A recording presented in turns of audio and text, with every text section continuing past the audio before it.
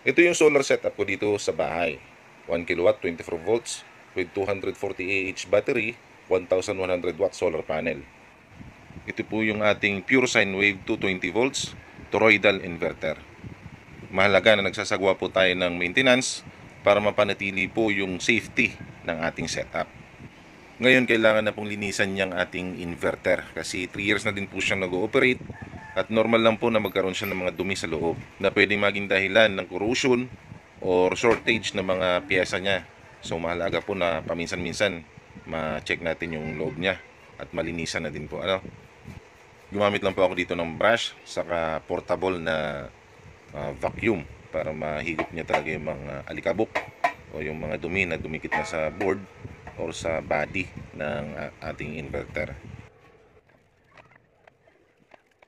Tinanggal ko na din po dito yung kanyang fan para malinisan ng maayos. At nang sa ganon, ma-maintain niya yung kanyang cooling effect.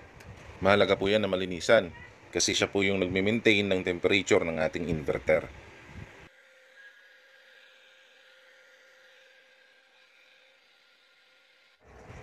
So ayan, malinis na.